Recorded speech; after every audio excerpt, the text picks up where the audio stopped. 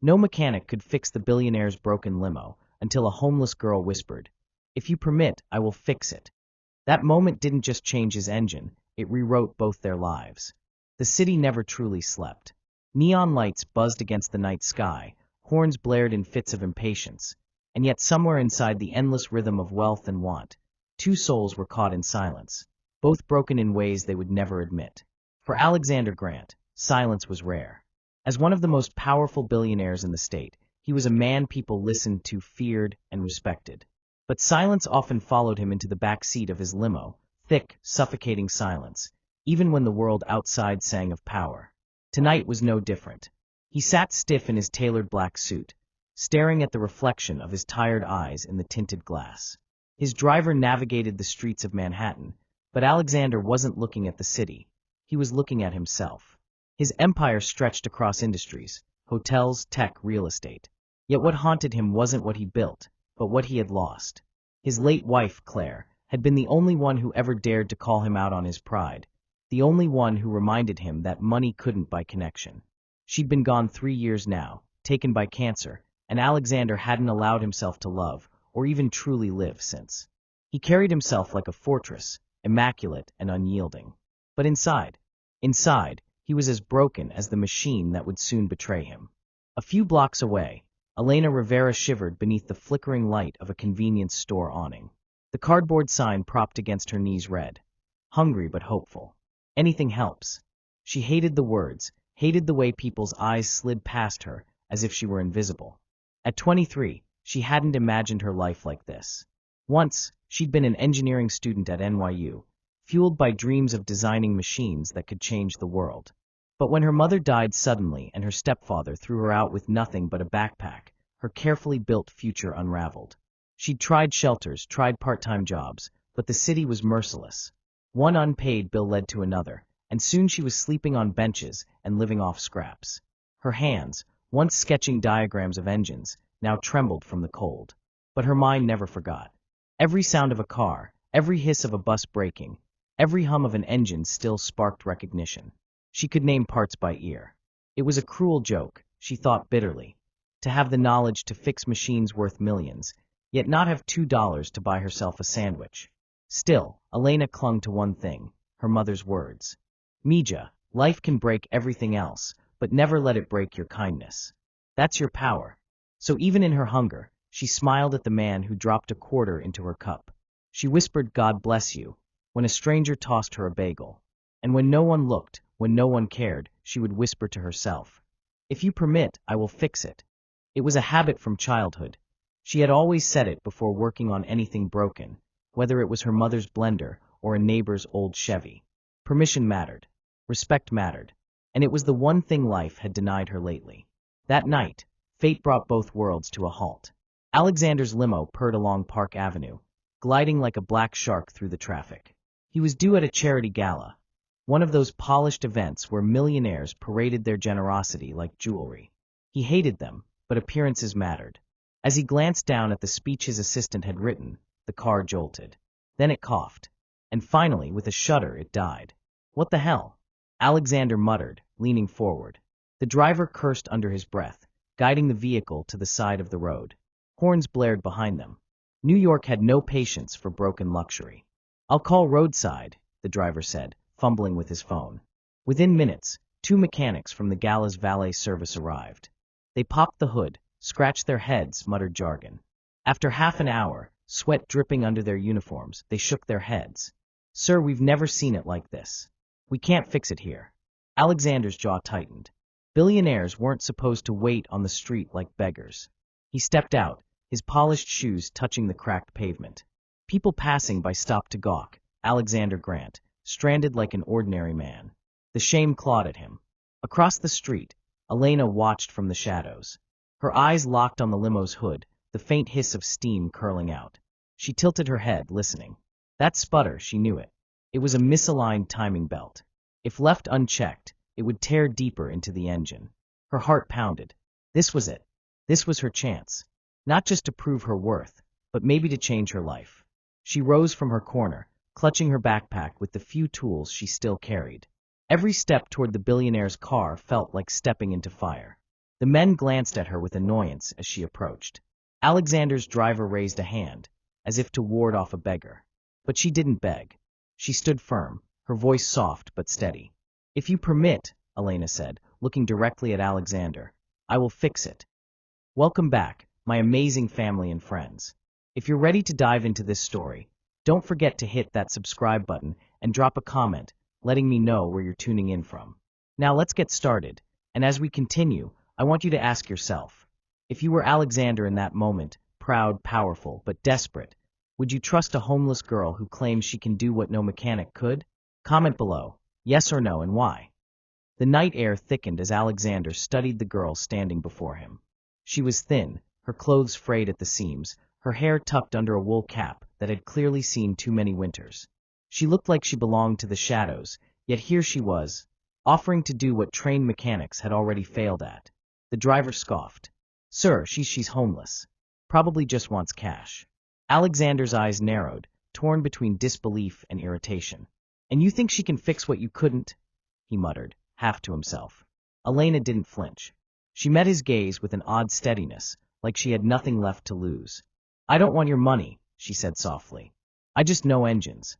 And I heard it. Please, if you permit, I will fix it." Her words landed differently. They weren't desperate, they weren't begging. They were respectful, deliberate. If you permit. It was a choice she offered him, not a demand. For the first time in years, Alexander hesitated. His empire thrived because he trusted only results, not appearances. And right now, appearances screamed foolishness. Yet something in her tone unsettled him. The mechanics shuffled awkwardly. One mumbled, "Look, sir, the timing system is complex. Even with tools, we can't." "The timing belt," Elena interrupted. Her voice firmed, no longer tentative. "It's misaligned. That's why it coughed before shutting down. If you keep forcing the ignition, you'll snap it entirely, and then the whole engine will collapse." The men blinked, caught off guard. Alexander's brows furrowed. "And you know this how?" "I studied mechanical engineering," Elena replied, her voice tight but honest. Before life happened." She held up her backpack. The zipper was broken, the fabric stained, but inside glinted a set of small wrenches and pliers. Tools she'd carried like talismans, refusing to let go of her dream entirely. The driver snorted. "Sir, this is absurd." Alexander silenced him with a raised hand. He looked at Elena again, this strange young woman with dirt on her cheeks but fire in her eyes. Against his better judgment, he stepped aside. "You have 10 minutes, he said. "Prove it." The hood creaked open, spilling out the faint smell of burnt rubber. Elena's hands moved instinctively, brushing against pipes and wires like they were old friends.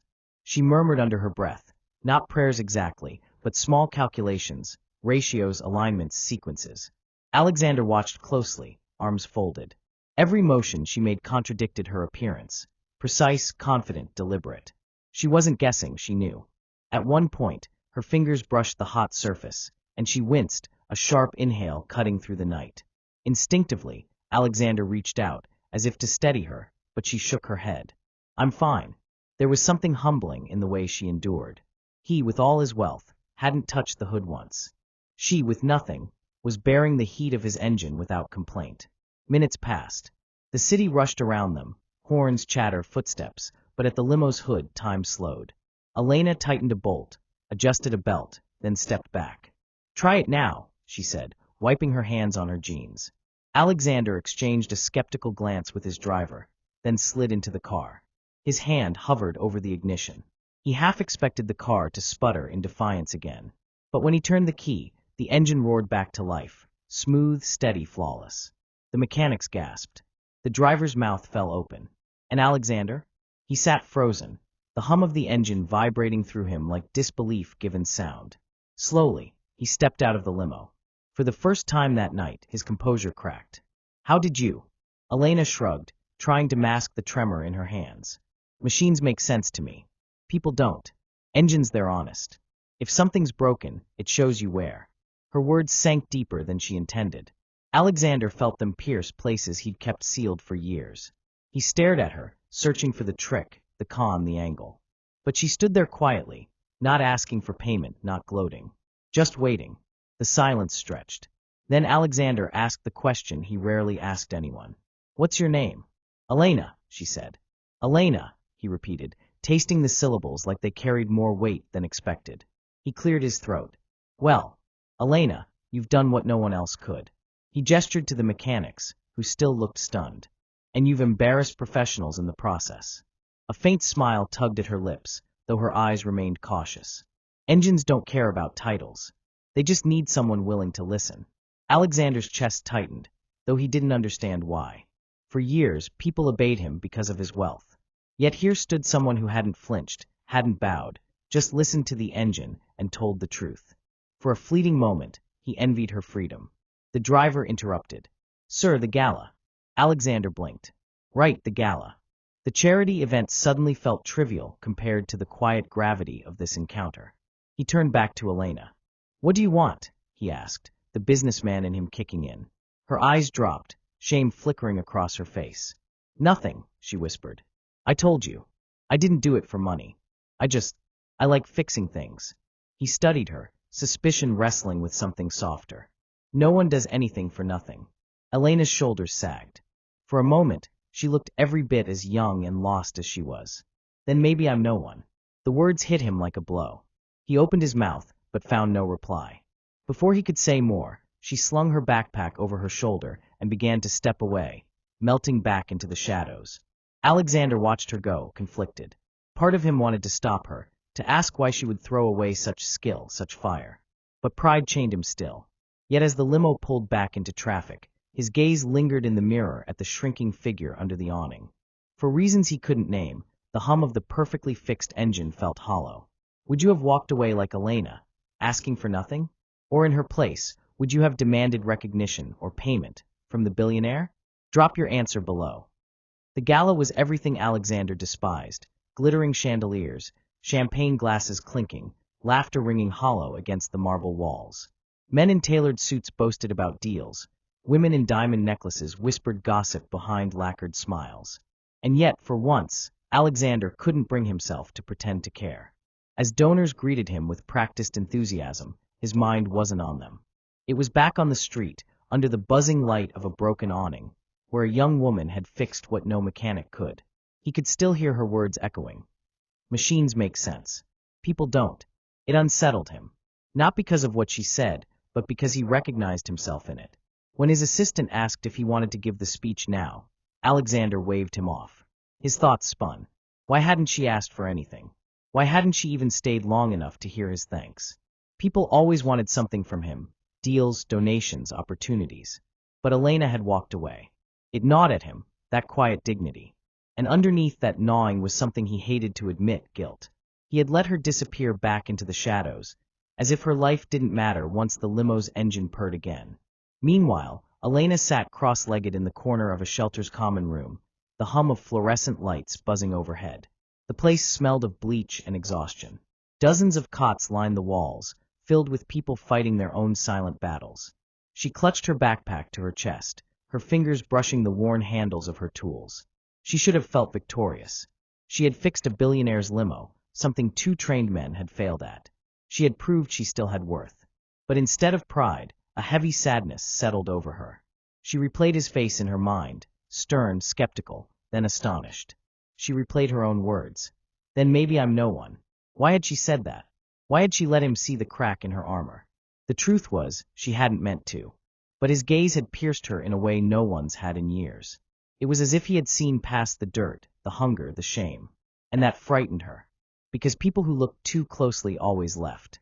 The next morning, Alexander buried himself in work. Meetings, contracts, numbers. He demanded his staff keep him occupied. Yet between phone calls and signatures, his mind betrayed him. Every so often, his pen would still, his eyes would glaze, and Elena's voice would rise unbidden. If you permit, I will fix it. He almost laughed at the irony. She had spoken about the limo, but hadn't the words cut deeper? Hadn't they been aimed at him too? His pride tried to dismiss it. She was just a homeless girl, a fluke with a knack for engines. He owed her nothing. But his conscience whispered louder, you owe her humanity. That night, Alexander instructed his driver to take a detour. He scanned street corners, awnings, alleys, searching.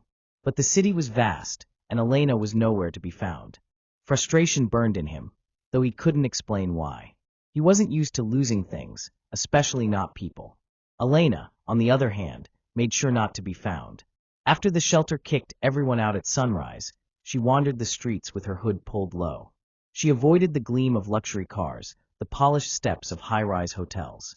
She told herself she didn't care about Alexander Grant. That man belonged to a world where she was invisible. But deep down, a dangerous thought lingered. He saw me. Even for a fleeting moment, someone powerful had seen her worth. And that made returning to invisibility unbearable. Her stomach growled. She hadn't eaten since yesterday's bagel. Passing a diner, she pressed her face against the glass, watching families share pancakes, couples sip coffee, laughter spilling easily. She felt the ache of being outside life, pressed against the window but never invited in. She shook her head hard. Engines make sense. People don't. She would stick to what she understood.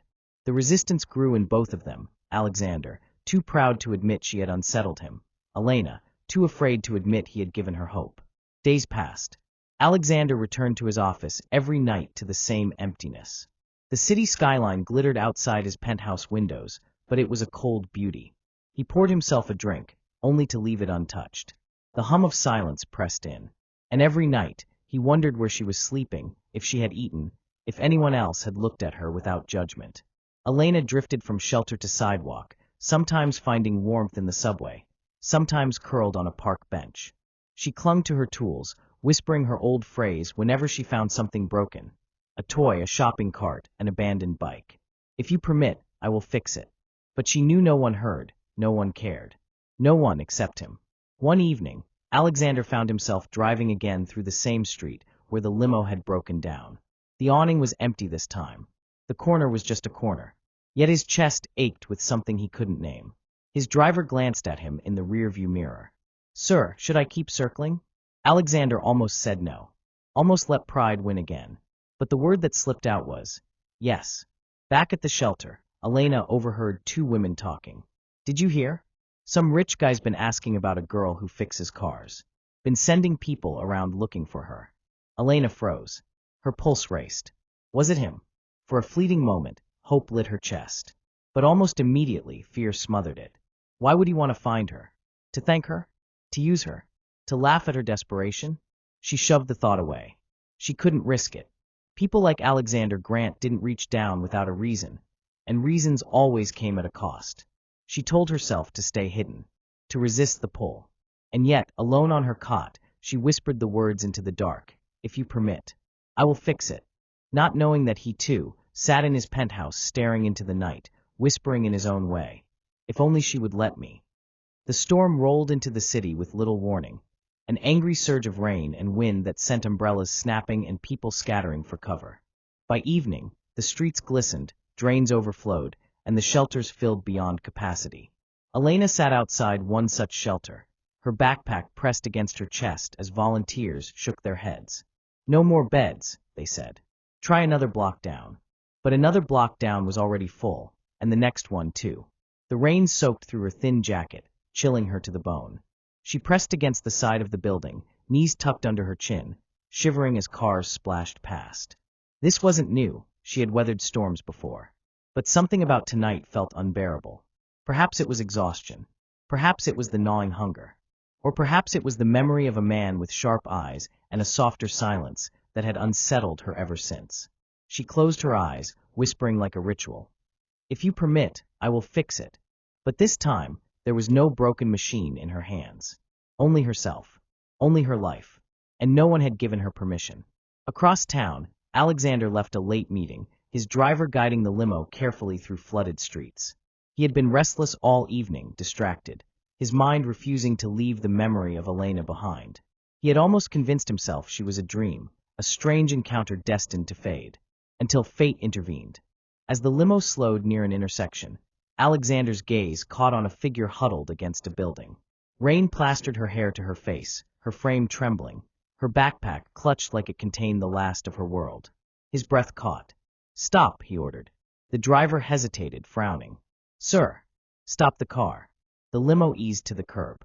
Alexander lowered the window, the rush of rain and city noise filling the polished interior. He called out, his voice cutting through the storm. "Elena." The girl's head jerked up. For a moment, Disbelief painted her face. Then fear. She scrambled to her feet, turning as if to flee into the storm. Wait! Alexander stepped out, rain instantly soaking his suit. He didn't care. You'll drown out here. Elena froze, water dripping from her lashes. Why are you here? She demanded, voice trembling. Because I've been looking for you. The words stunned them both. The driver rushed forward with an umbrella, but Alexander waved him off. He moved closer, his eyes locking on hers.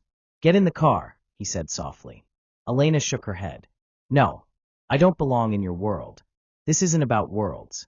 It's about the fact that you'll get sick out here. She hugged her backpack tighter, suspicion flickering across her face. Why do you care? I fixed your car. That's all. Alexander hesitated, rain dripping down his jaw. Because you're more than that. The silence that followed was louder than the storm. Elena's chest tightened. No one had said words like that to her in years. But she wasn't ready to believe them. If I get in, what then? You'll give me money? Charity. The word cracked from her throat like a curse. No, Alexander said firmly. I don't give charity. I give respect. And you've earned mine. The sincerity in his tone disarmed her. For a long moment they stood there, two soaked figures in the storm. The billionaire who had everything but connection, and the girl who had nothing but dignity.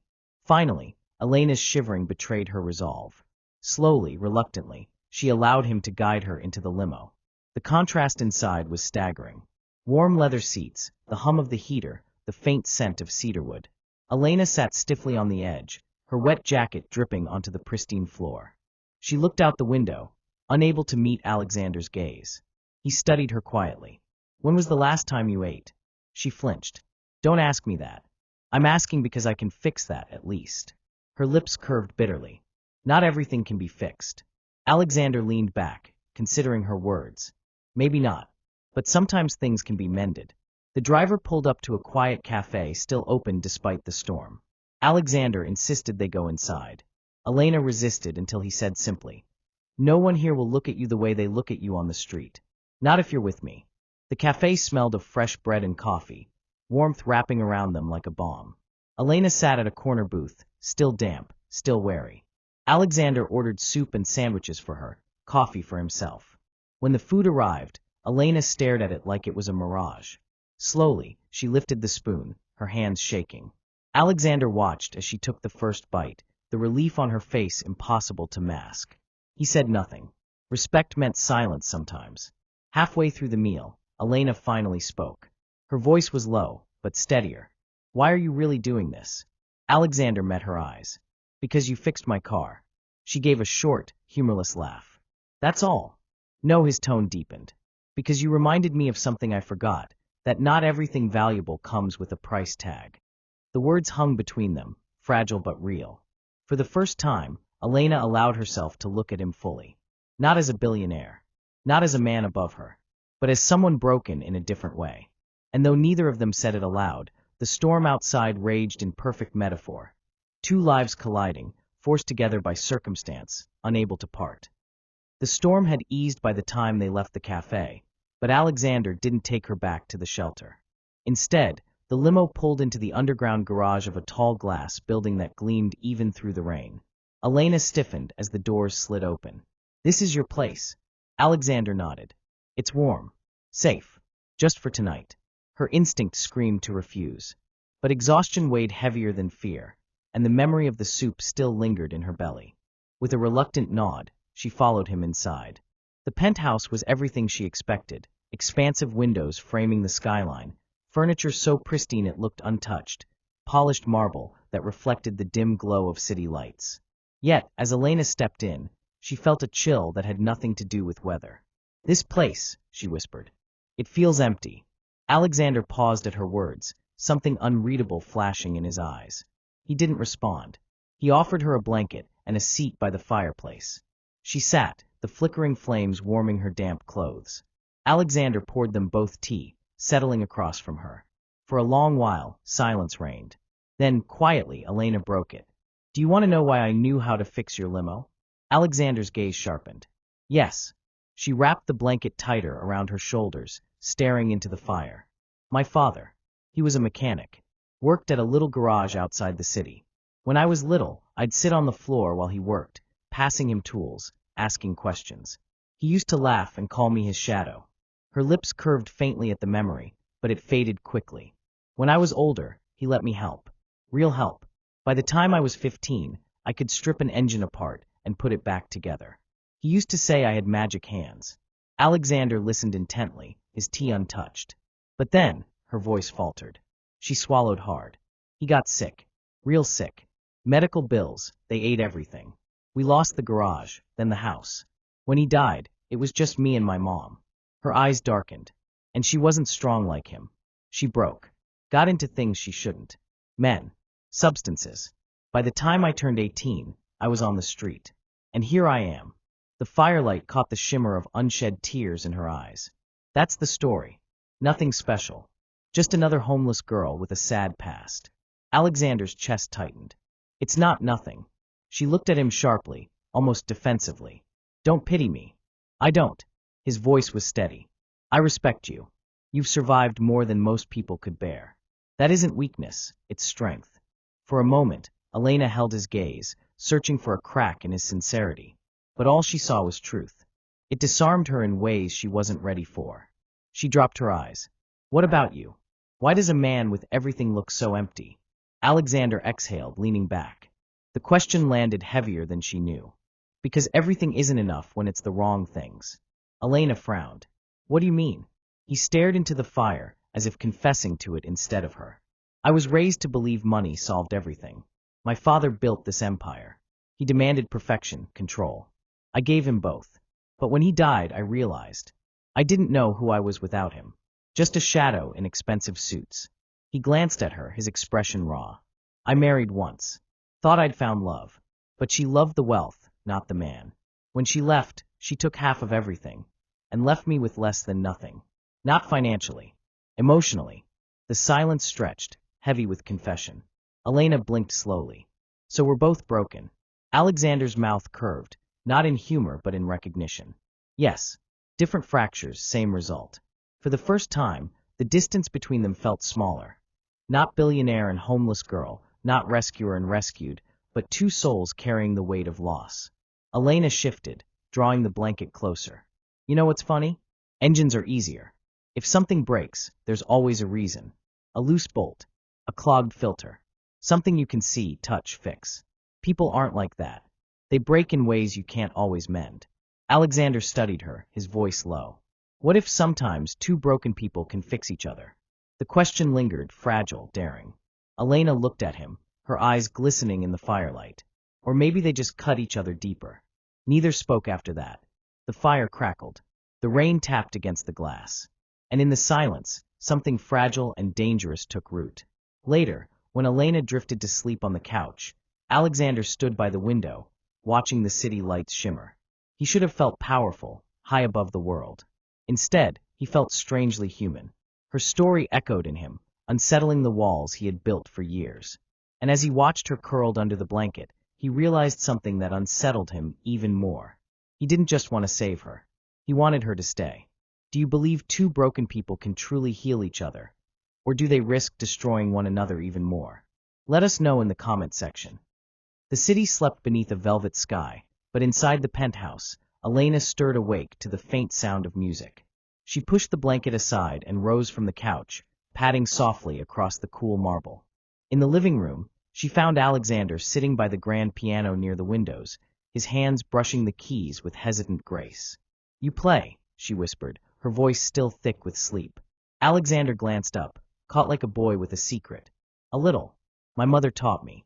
She said music keeps a man human, no matter how much money tries to turn him into stone.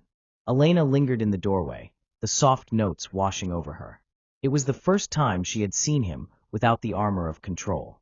His shoulders, usually so rigid, were loose. His gaze, usually sharp, was distant, almost wistful. She crossed the room slowly. That's beautiful. He smiled faintly. It's clumsy. Clumsy has soul, she said, surprising even herself. For a while they stayed like that, him playing, her listening, silence speaking louder than words.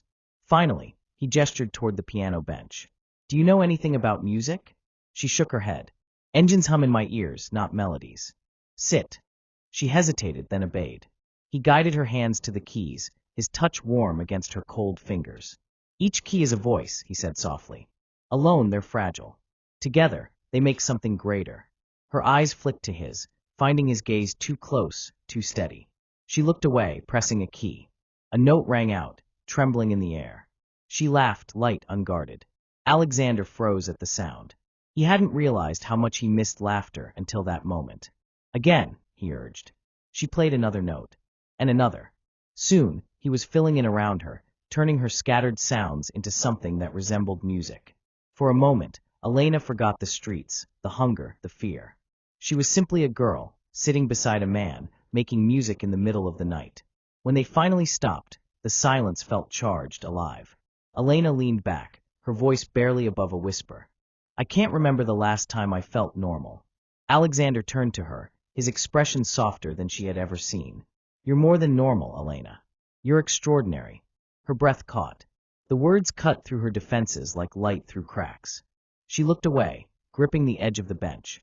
Don't say that. Don't make me believe things that won't last. His voice lowered. Why not? Because I'll wake up one day and it'll be gone. And it'll hurt worse than the streets ever did. Alexander reached, his hand hovering before settling gently over hers. Maybe it doesn't have to end like that. For a long moment, neither of them moved. The city lights reflected in the glass like stars caught in their own orbit. Finally, Elena pulled her hand back, trembling. You don't know me. You see some girl who fixed your car and think she's special. But you don't know the filth, the shame, the nights I've spent begging strangers for coins. Alexander's voice sharpened with quiet intensity. I don't care about any of that. I care about who you are when you laugh at a wrong piano note. I care about the way you survived when the world tried to break you. Her eyes shone, but not from pride, from fear. You'll regret this. People like me don't belong in palaces like this. Maybe this palace doesn't deserve you, he replied. The words hung between them, heavy, dangerous, real. Elena rose abruptly, wrapping the blanket tighter around her. I need to sleep. She retreated to the couch, curling beneath the fabric as though hiding from her own heart. Alexander remained at the piano, staring at the keys that no longer made a sound. The next morning, the sun spilled gold across the penthouse. Elena awoke to the smell of something unfamiliar, fresh coffee, butter, bread. She sat up to see Alexander in the kitchen, sleeves rolled up, awkwardly attempting to flip pancakes. She blinked. You cook. He looked sheepish. Not well. But I'm trying. She laughed softly, the sound easing the tension from the night before. Careful. You'll ruin your reputation as a ruthless billionaire. He plated a burnt pancake with exaggerated pride. Gourmet. Elena smirked, taking a bite. It's terrible. They both burst into laughter, the kind that made their sides ache, the kind that belonged not to a billionaire and a homeless girl, but to two people finding joy in a moment they hadn't expected. As the laughter faded, Alexander caught her gaze again, something unspoken shimmering in the air. For the first time, Elena didn't look away. That day, they spent hours together. She showed him how to check the oil in his expensive car, teasing him mercilessly when he fumbled. He taught her chess, though she quickly grew frustrated and accused him of rigging the pieces. They walked through the rooftop garden, Elena marveling at flowers she hadn't touched since childhood. She leaned down, inhaling the lavender, her eyes fluttering shut. Alexander watched her, realizing he'd never appreciated his wealth until she touched it with reverence, as though it were holy. And in that quiet, ordinary day, something extraordinary grew. Not romance, not yet, but trust. Fragile, imperfect, but real. That night, as she sat by the fire again, Elena whispered almost to herself. For the first time in years, I don't feel invisible. Alexander, across from her, whispered back. For the first time in years, I don't feel alone. They shared the silence like a vow. Do you think love is built in grand gestures? Or in the quiet, ordinary moments like laughter over burnt pancakes? Drop a comment below. The fragile rhythm they had found could not last forever. It shattered on an afternoon that began like any other. Elena had gone downstairs, hesitant but curious, to fetch something from the small shop in the lobby. She had insisted on going alone. I need to remember how to walk among people again, she said with a crooked smile. Alexander had reluctantly agreed. But when she returned, her expression was pale, her steps unsteady. What happened? Alexander asked, rising from his chair. She dropped a newspaper onto the coffee table. The headline screamed back at him. Billionaire Alexander Kane's mysterious companion, from streets to penthouse? Below, a grainy photo showed Elena stepping out of his limo. Her voice shook. They know. They already know. Alexander's jaw tightened. Ignore it. The media feeds on scandal. Tomorrow they'll move on. Elena's eyes blazed. Ignore it. Do you have any idea what this means for me? They'll follow me. They'll drag my face through every headline, every whisper. I can't be invisible anymore, and that's all I had left. He stepped toward her, his voice calm but firm. You have more than invisibility now. You have safety. You have me. But instead of comfort, the words sparked fury. You? You think I have you? Her voice cracked. Do you know what this looks like, Alexander? A billionaire parading around his charity case. People don't see me. They see your possession. The accusation struck deeper than she knew. Alexander's face hardened. That's not fair. Isn't it? She shot back. Look around. This palace, this food, this blanket, it's all yours. I don't exist without you handing me scraps. I'm still the beggar on the street, only now my cup is gold-plated. Her words echoed, sharp and cruel. But beneath them was fear, fear of belonging, fear of losing it. Alexander's hands clenched. I didn't bring you here to shame you. I brought you here because He stopped himself, the words choking in his throat. Because I thought you deserved more. Her laughter was bitter. Deserve more? Or make you feel less alone? Which is it, Alexander? Am I your project? Your redemption prize? The silence that followed was louder than any shout. Finally, Alexander's voice dropped, cold and quiet. If that's truly what you think of me, maybe you should leave. The words struck like a blade. Elena flinched, but pride forced her chin high. Fine. She pulled the blanket tighter around her shoulders, as if it were armor. I survived before you. I'll survive after you. She turned, heading for the door. Where will you go? His voice cracked despite himself. She froze, hand on the handle. Back to where I belong. The streets don't lie to me. And with that, she walked out. The door shut with a hollow thud that reverberated through the penthouse. Alexander stood in the silence, his chest heaving, his mind replaying her words. Charity case. Possession. Project. Each one tore through him like shrapnel. He poured himself a glass of scotch, his hand trembling. The liquor burned his throat, but not enough to numb the ache inside. For the first time in years, the penthouse felt unbearably large, every corner echoing with absence. Meanwhile, Elena stumbled into the night air, her heart pounding with each step. She pulled the hood of her coat tight, as if it could shield her from the world's eyes. She wandered aimlessly, the city blurring past. The familiar alleys called to her, dark, hidden, cold. But now, even the streets felt foreign. She stopped by a storefront window, catching her reflection. For the first time, she didn't see the invisible girl she used to be. She saw someone torn between two worlds, belonging to neither. Her throat tightened. You're a fool, Elena, she whispered. You had warmth, safety, and you ran. But pride drowned the tears threatening to fall. She walked on. Days passed. The media buzz quieted, but neither reached for the other. Alexander buried himself in work, signing papers he didn't read, sitting through meetings he didn't hear. Every evening he returned to the penthouse, half expecting to find her curled on the couch, blanket in hand. But the space remained empty. Elena drifted back to the shelter, but it no longer felt like home. The cots were harder, the food thinner, the stares sharper. She realized how quickly the heart adapts to kindness, and how cruelly it aches when that kindness is gone. One night, lying awake on the thin mattress, she whispered into the dark. Why does it hurt worse to leave him than it ever did to sleep on these streets? No answer came. Only silence. Back at the penthouse, Alexander sat at the piano, fingers hovering over the keys. He pressed one note, then another, but the melody refused to come. It was hollow without her laughter filling the gaps. He closed the lid with a sharp slam, his head in his hands. Maybe she was right, he muttered. Maybe I wanted her to save me. The confession hung heavy in the empty room. And so, two broken souls sat miles apart, each convinced the other was better off without them, each aching in silence. What had begun with the spark of an engine now sputtered like a dying flame.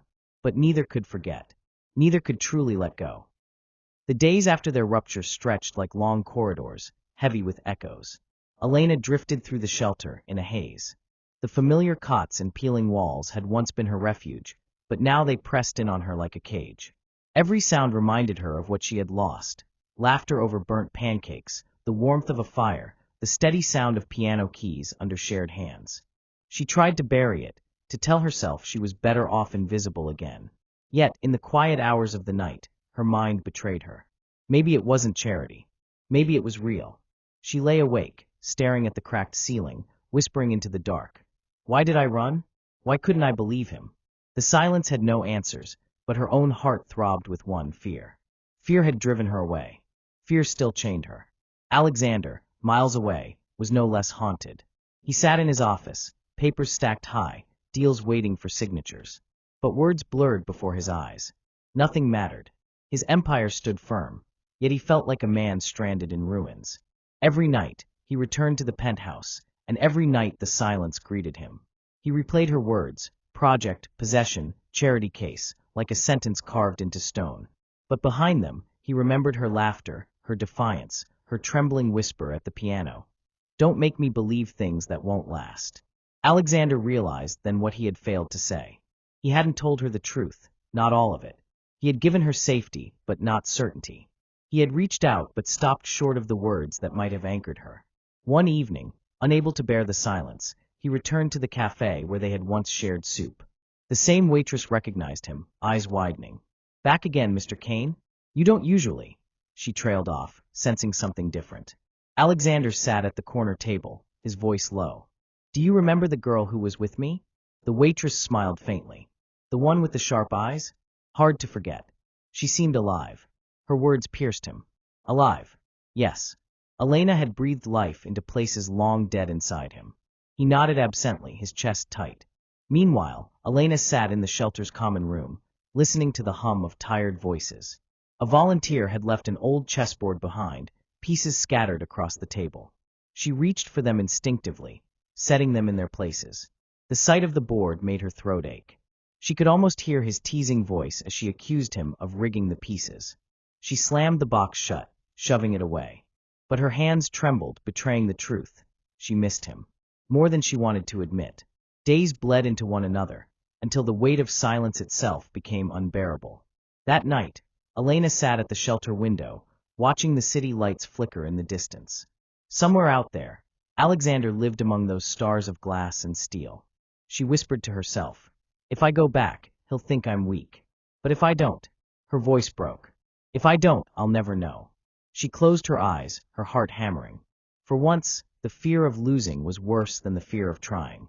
At the same time, Alexander sat at the piano, the lid open, keys gleaming in the half-light. His hands hovered but did not press. He whispered into the emptiness. If you were here, Elena, I'd say it this time. I wouldn't stop. His voice cracked. I love you. I didn't know it then, but I know it now. The words fell into the silence, unreturned. And yet, speaking them out loud gave him clarity. He couldn't remain paralyzed, waiting for fate to decide. He had to choose. He rose, grabbing his coat, his mind clear for the first time in weeks.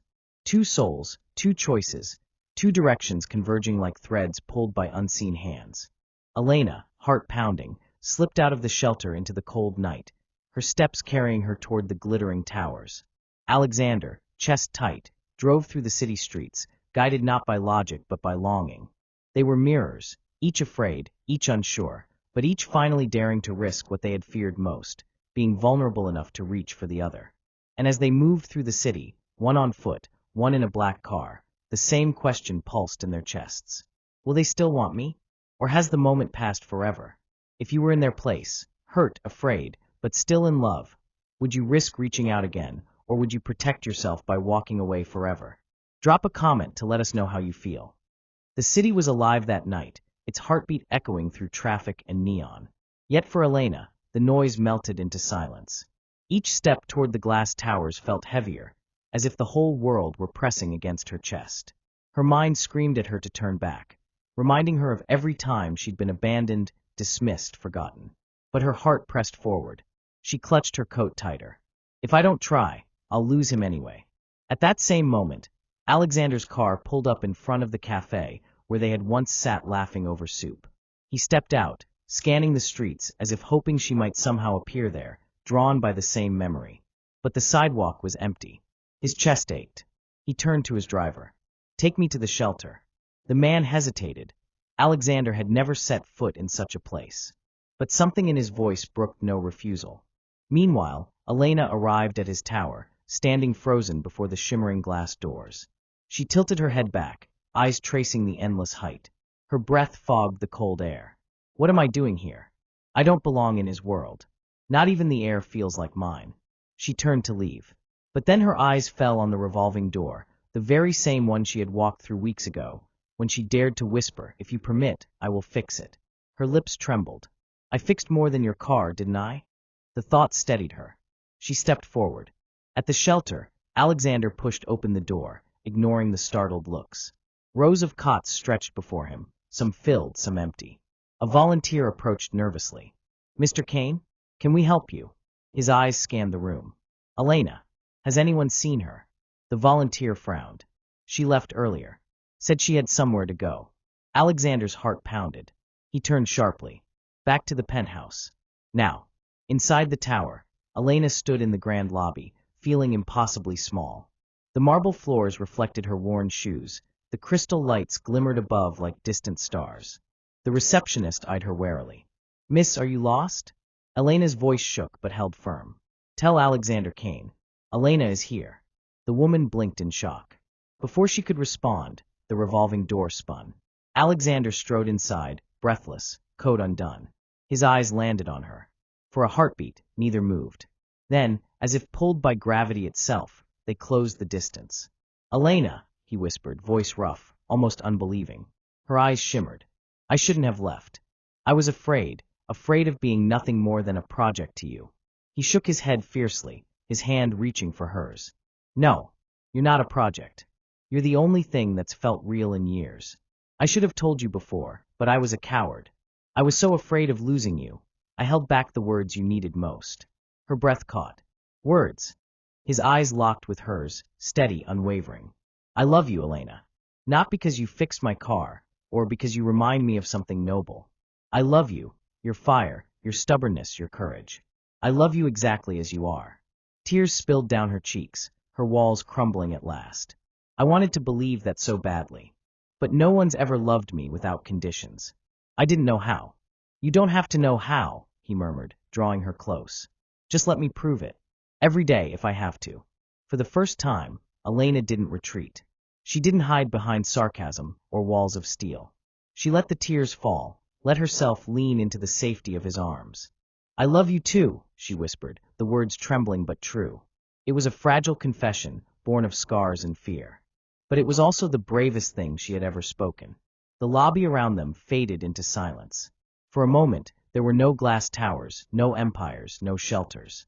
Just two broken souls who had chosen to risk everything rather than lose each other. In the days that followed, their lives didn't magically transform. Elena still wrestled with old fears. Alexander still had walls to dismantle inside himself. But they faced those battles together. He invited her to sit beside him at the piano, not to teach, but to play in harmony. She dragged him into the shelter kitchen, insisting they help serve meals. He argued playfully, and she smirked, but he went anyway. They laughed again. They argued again. They built something real, not out of wealth or pity, but out of choice. One evening, months later, Alexander's limo glided smoothly through the city streets.